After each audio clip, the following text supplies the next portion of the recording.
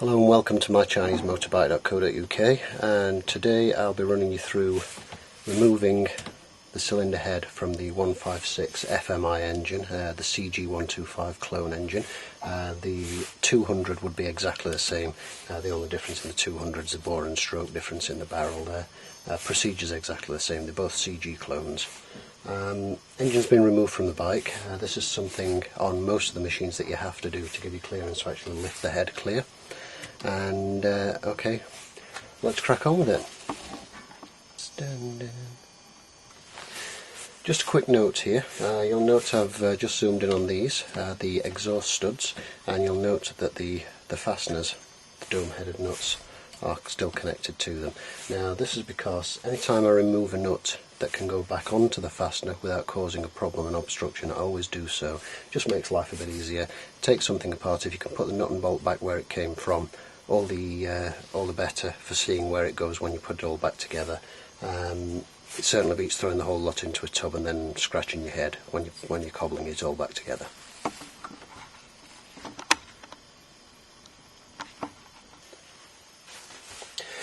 Okay, so we've got the engine out of the bike and we're getting a bit of a clean.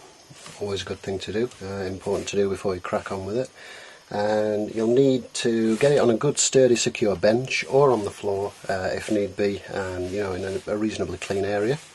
And you'll need just something to support it. I've got a block of wood under it there just to stop it from rocking too much. You can make a purpose-built engine stand, out of a few pieces of wood, a square of wood to sit it on, make it much more secure, but it's not too heavy an engine. This is filled with oil, it's still not particularly heavy. It's quite a small engine, cast alloy of course. A few essential things you'll need: a piece of cardboard or some clean cloth, just something to lay components down as you take them off. You'll need an array of tools, spanners and such like. Best thing to do is just get all your tools handy, have them all to hand so you're not hunting and searching things as you go along. Generally speaking, you'll just be using spanners to remove the cylinder head, and most importantly, a cup of coffee. Cheers. Okay, let's get on. Okay, the very first thing we need to do is remove the rocker cover just here. This is held on with 3 bolts, 10mm head size. These 3 nuts on the top shouldn't be very tight. If they are, somebody's over tightened them. They don't need to be that tight, they just need to be tight enough to actually make a seal with the rubber oil seal, which is a reusable seal incidentally, underneath the rocker cover here. Now sometimes you notice that just popped off. It's partially because I've been giving it regular services, regular oil changes and what have you, and obviously taking this off to check the tap bits. Sometimes you'll find it's stuck on.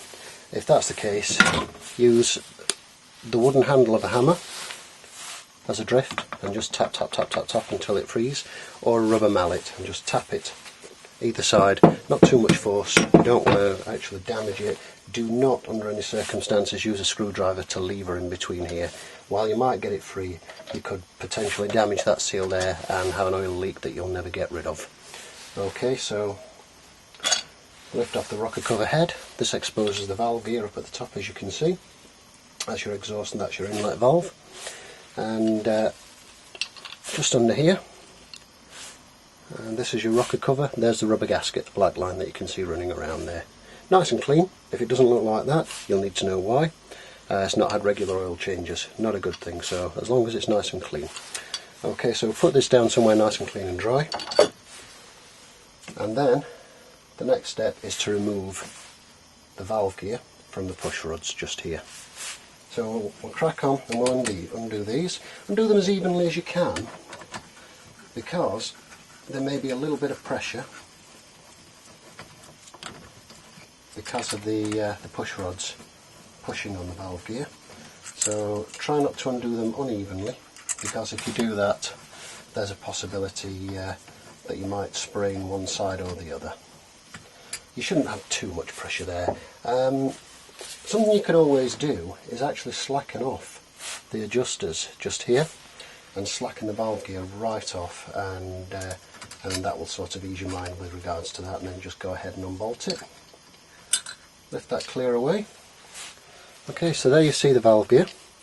And on this side, these are the sides that actually push down on the valve stems, inlet and exhaust, or inlet, exhaust. On this side you'll see this is where the push rods come from the camshaft, which is at the bottom of the engine on an overhead valve engine, and that's where the push rods push. They push up, which presses the valves down. As you can see there, push rods push up, presses the valve down, and the valve spring pushes it back, and that's how your valves work. The next step is to remove the cylinder head bolts. There are 4 on this engine, 2 there, 2 there. Depending on the engine, you could have as many as 11 or 12. In a car engine, for example, you'll have a long row either side, and there's a certain pattern to follow when you're torquing up. With an engine like this, it's just a case of common sense. You refit the cylinder head and you tighten your bolts down, and you literally tighten each one evenly, and then you just nip them up a bit by bit by bit by bit, and then you torque them up crosswise. So you torque that one, then that one, then that one, then that one.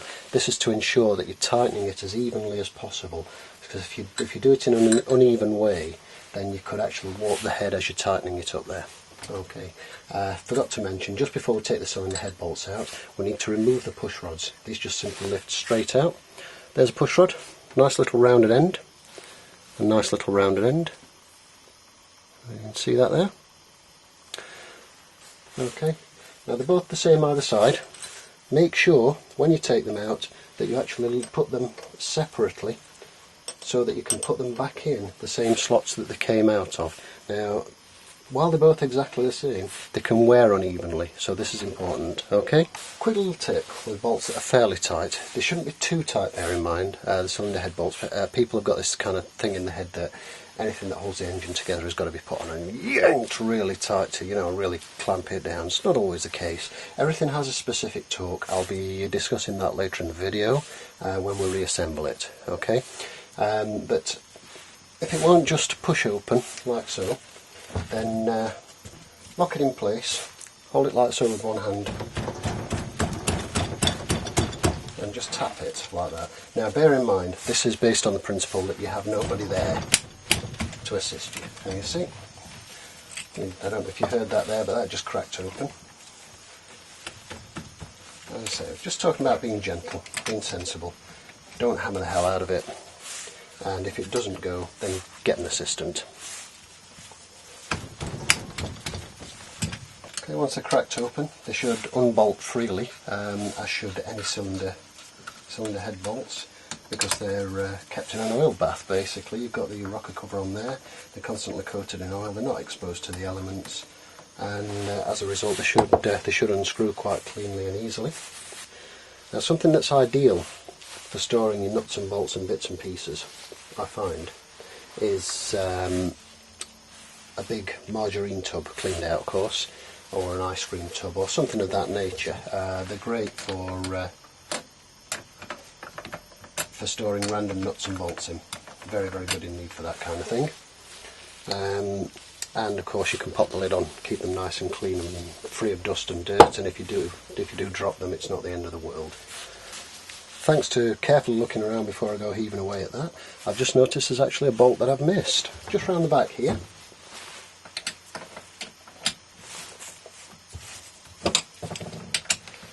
So I'm just going to pop that one off.